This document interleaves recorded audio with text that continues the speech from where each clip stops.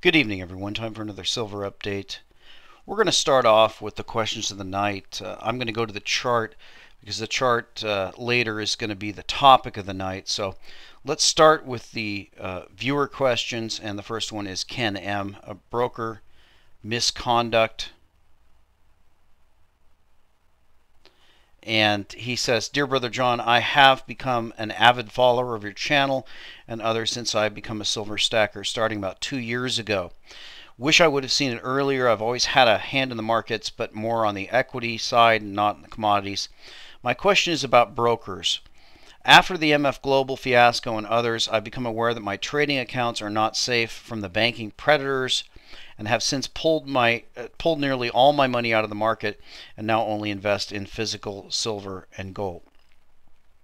I'm a little confused about something that I hear you speak about often. I hear you speaking about trading certain shares or futures contracts. As someone that does not trust the powers to be, how can you be certain that your trading accounts will not go the same way as MF Global, confiscated? Just wondering. I would like to get back into the markets myself, but find it difficult after watching so many accounts wiped out by these corrupt organizations. Well, great point.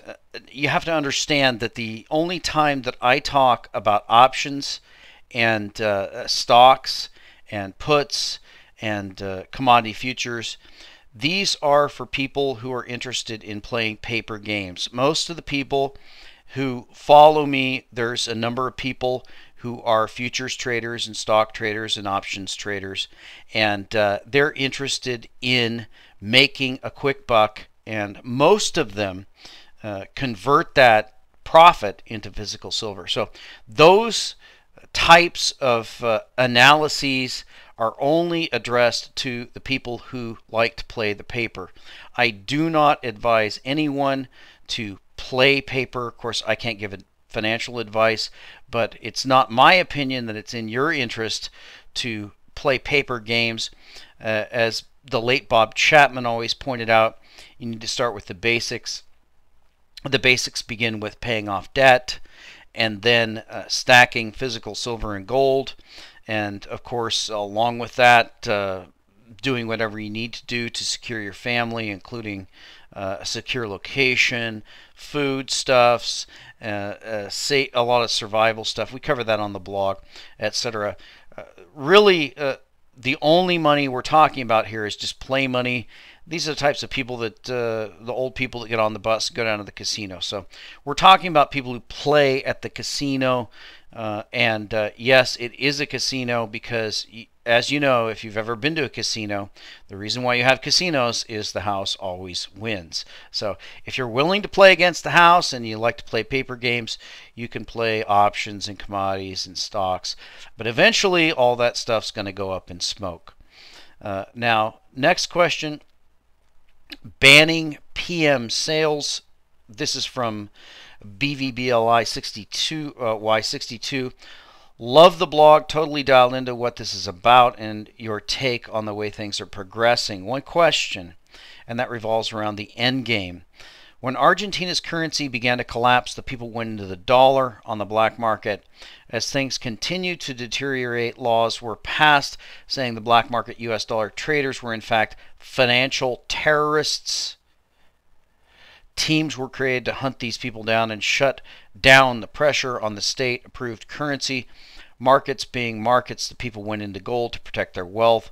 As within the last month, Argentina has now outlawed the selling of gold. You can Google the story. It had 0 mentions on the mainstream media.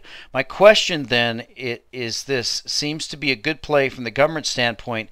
Ban the little guy from getting into PMs when the light bulb goes off in their head so that there's plenty of metal for the banks and the elite to possess. What is your take on this, and why wouldn't this work in the land where the average person here feels guilty of jaywalking? BVBLY. Well, there's a number of questions contained in that. Now, you have to remember the situation that Argentina is in. They have to raise Forex. And that's the situation we've seen for the last many decades with any country that gets in trouble. If they're dependent upon imports, they have to raise Forex because it takes hard currency And in the cases of these countries, hard currency is going to be any currency but their currency, pretty much. So they have to raise that hard currency for their imports. Of course, they go ahead and squeeze their own people, and then you see these types of financial repression occur. Can we make an analogy for the United States? I really don't think we can, and here's the reason why. Because the United States dollar is the world's reserve currency. There is no alternative. If you know, in Zimbabwe, when things devolved and the store shelves were bare, then they had trading in dollars, they had trading in euros, they had trading in Swiss francs. Ultimately, they ended up with trading with physical gold. What is going to be the alternative currency if the U.S. Reserve currency collapses? We don't know. And so that's a different situation, as Greg Manarino points out many times in his videos. We're in new territory here. We're talking about a worldwide collapse, and that's going to be different than any situation. The only thing we can do is wait and see how that plays out. Last question. Analyzing a mining company. And this is from JP12. Hello, Brother John F. Thank you for all the information you provide to newbies like me. In one of your recent videos, you commented on the cash cost of silver production of Endeavor Silver Corp. being $5.08 per ounce of silver for 2011. This might lead to the conclusion that silver is way overpriced at the moment. I did some reading on this and would like to hear your comments on my thinking. After studying the yearly report of the company, it appears to me that there are more costs involved in mining silver than only the cash costs.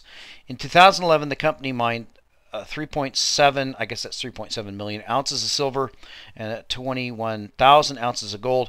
Their realized silver price over the year was $35.61 per ounce. I think they consider gold as a byproduct, so they convert gold mined and gold reserves as silver equivalent to make the calculations more simple. If cash costs would have been their only cost, their net earnings over 2011 should have been about $122 million. Instead, their net earnings over 2011 were $32 million. So apparently, there are quite some hidden costs of getting silver out of the ground based on the numbers. The total cost of mining the silver is to look at their net earnings and the number of mined ounces. This leads to a total cost of about $28 per ounce. I'd love to hear your comments on this line of thinking. Thanks and success with your work. Well, again, this gets back to that issue of silver mining, primary silver mines, silver being a byproduct, mining companies, the corruption of the board of Barrick and other mining companies, and how much you can trust the figures coming out of mining companies. I've been very clear in the past. I don't put any confidence in these numbers.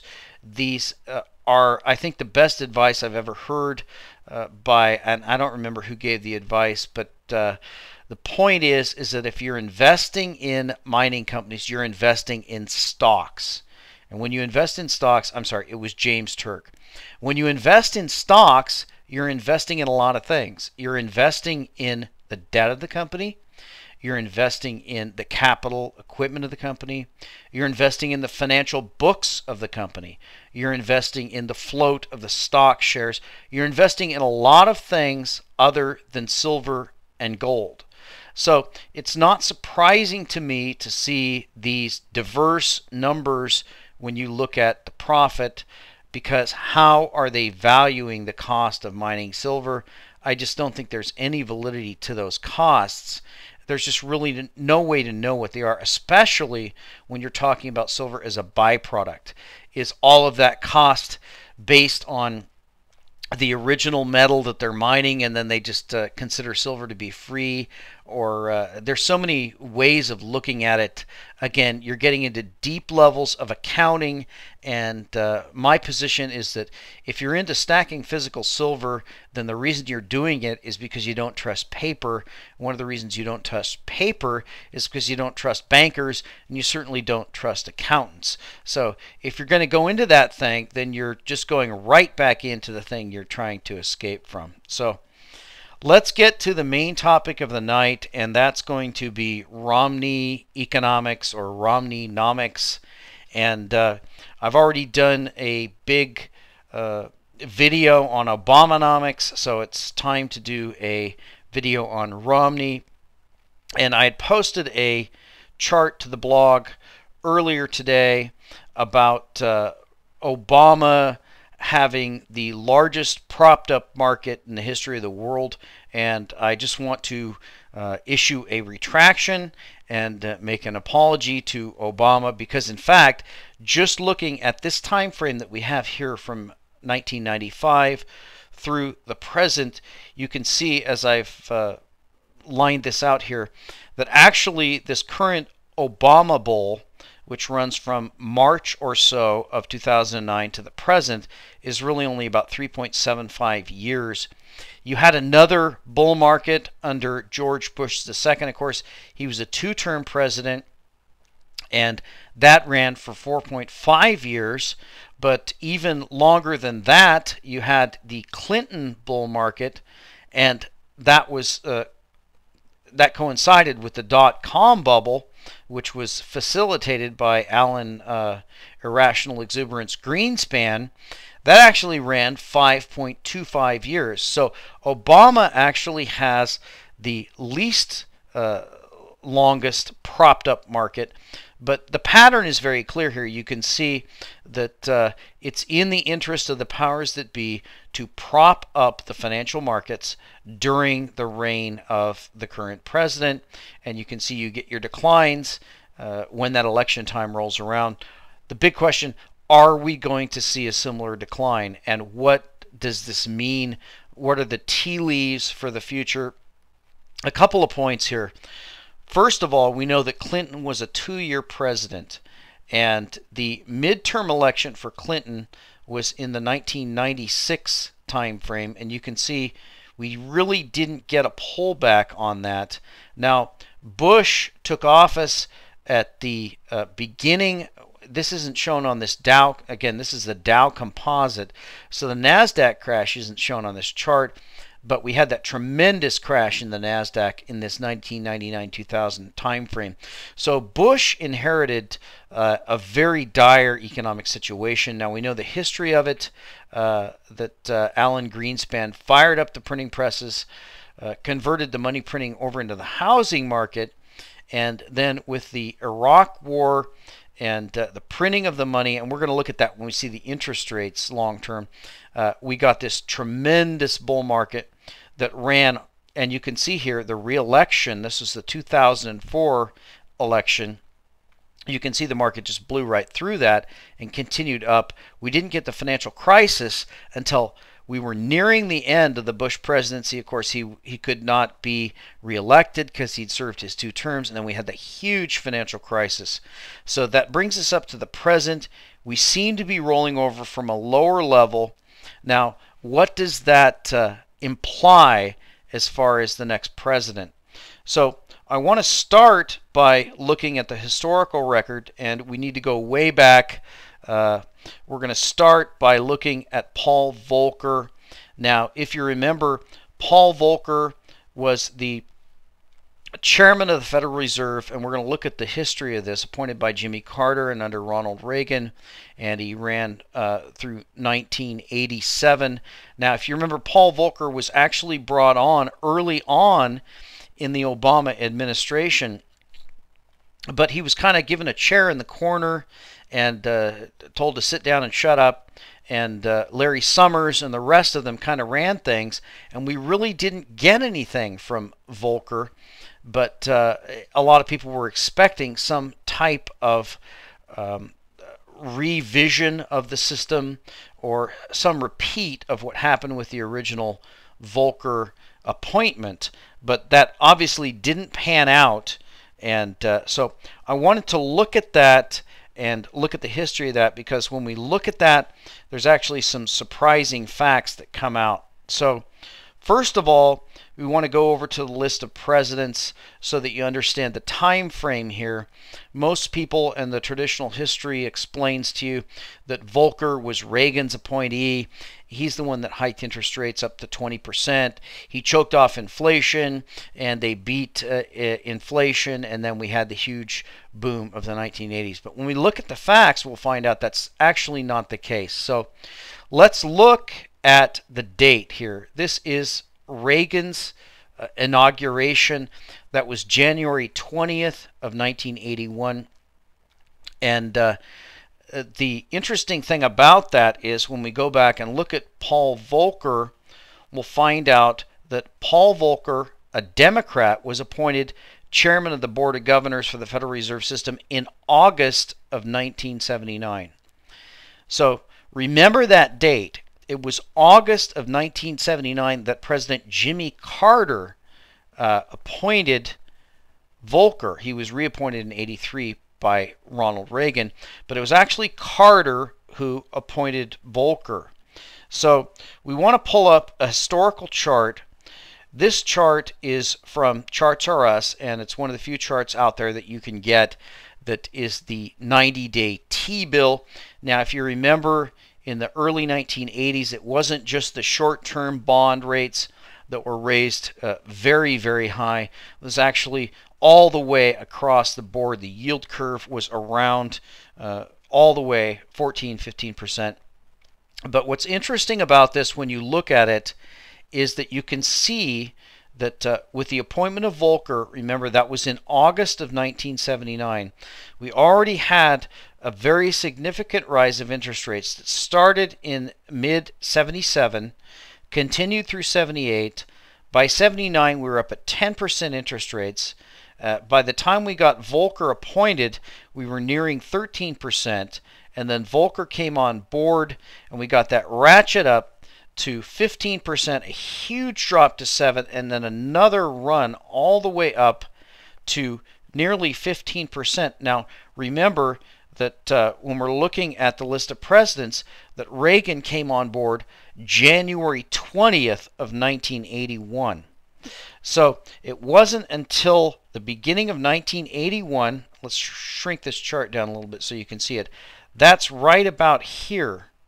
So although Reagan is credited with the very high interest rates that stopped inflation, it was actually Jimmy Carter who appointed Volcker, and the interest rates had begun to rise long before Reagan took office. And in fact, if you look at the top of this chart here, just starting about mid-1981, you can see that there is a continuous bear market in interest rates for the entire term of Reagan. So the history shows you that the appointment of Paul Volcker was we would have to conclude, a very unpolitical appointment by the one-term president, Jimmy Carter. And we don't know if Carter's plan was to stop inflation or if there was some other plan there. But it's very clear that the inflationary squelch that Volcker put on began with Carter, and that Reagan simply inherited that. And it was actually Jimmy Carter, the one-term president, who some could argue, and then I'm not going to get into October surprise and all the rest of the conspiracy theories, and again, that had to do with Iran and a lot of ancient history that goes way back. But Reagan seems to have inherited the benefit of these very high interest rates, which declined during most of his term. Now, what is the importance of this as we look forward to this coming election? Well, first of all, we can see that this chart roughly parallels, if you remember, we documented the bull markets, the one under Clinton, the one under Bush the second, and the one under Obama. And we can see that they roughly parallel these large interest rate drops. Now, we don't have the Reagan bull market, but if you remember, of course, that the Reagan bull market ran from about 1,000. I think the 1987 crash was from about 2,700. So that was a near tripling in stocks. and that coincided with this huge decline in interest rates. Then we had the recession. Clinton came into office, and Clinton inherited from the Fed this tremendous decline in interest rates from about 9% that started with Bush the first, and through the beginning of Clinton's term, and then we get a slow rise in rates. But that sparked off that dot-com rally, and then it continued as they rose rates. It wasn't until we got the crash of the dot-com situation, and then a tremendous lowering of rates from about 6% all the way down to 1%, bottoming in 2004, that we got the Bush rally, this rally here, and that lasted longer than the current one we're on. Now, the anomaly that we see here is that with that rally, they managed to get rates up to about 5% on the short term, and then they had a complete collapse because the housing market collapsed. And you can see we've now flatlined at 0. So this chart shows us we're clearly in new territory. There's no place to go. And for those who've followed the blog and the YouTube channel, we've talked about QE1, QE2, QE3. What do these QEs mean? Well, what they really mean is the ability to go below 0, because we've hit the floor. And there's nothing left to go as far as interest rates go. There's just money printing. So we're probably below this. In other words, paying people to borrow money. So what does this all mean? The important thing is that what is Romney proposing, and is Romney the next Reagan? I'll read a little bit of this Investing Daily article by Ben Shepard. With Election Day just around the corner, the U.S. economy is becoming an increasingly popular theme for politicians. Presidential incumbent Barack Obama seems to be indicating business as usual, but Republican presidential nominee Mitt Romney, who has made the economy the cornerstone of his campaign, has said otherwise. He would make some major changes, starting with who controls U.S. monetary policy. If Mitt Romney wins office, U.S. Federal Reserve Chairman Ben Bernanke is likely out. Romney has said he will ask for Bernanke's immediate resignation, and if that doesn't work, he will certainly not reappoint him when the Fed's chief's term expires January 31st of 2014. So that's very important. You can see that Romney's going to inherit Bernanke, and that term goes all the way into 2014. That's if Romney gets into office. If Obama gets into office, and if we go by past precedents, we can see that Clinton was a two-term president. Bush also was a two-term president. And the midterm election that they had to face, Clinton's midterm election was roughly here in 96, and Bush's midterm election was here in 2004. You can look and see that the printing presses did not stop for either one of those midterm elections, and we got a very large rally. With Clinton, we actually had the 2/3 left of that to go, and the same thing with Bush, about 2/3 of that bull run. So if that's the case with Obama, then we're talking about 2/3 there, and we're talking about a massive rally, a breakout into new highs, a massive rally in the stock market, and Obama doing a second term. Now, if Romney gets in, which we don't have a lot of precedent for, but if we do look at the list of presidents, one thing that really struck me is when we do a comparison here on the dates of birth, you can see that we had, well, we'll go back to starting with Nixon and Ford. You can see Nixon was born in 1913, so was Gerald Ford. We jump forward a generation with Jimmy Carter in 1924. Then with Ronald Reagan, we jump back a generation to 1911. Then we jump forward to George H.W. Bush to 1924, and all the way up to Bill Clinton, who was born in 1946, who, by the way, was born in the same year as George W. Bush. Then we get to Barack Obama, who was born in 1961, a big jump in generations. And by the way, Mitt Romney was born, I believe, don't quote me on this, was 1947. So what does that pattern foretell? I don't know. I can't say. So it doesn't appear that Romney is in the situation that Reagan was. It seems to be clear that Romney is no Reagan. But then again, the myth of Reagan is a lot more than the fact of Reagan, because we can see that the man who actually was the one responsible for the tremendous rise in interest rates that choked off inflation was the one-term Jimmy Carter. But we don't see anything happening now, and we really only have less than a month before the election. So I don't know what that all means, but we will definitely see. And for the price of silver, I think that it really doesn't matter that much. Ultimately, I think that silver is going to follow the pattern. We're on the monthly, and the price is going to cross at some point. I think when the price crosses, we're on our way to 50 and probably to triple digits. And we'll talk to you next time.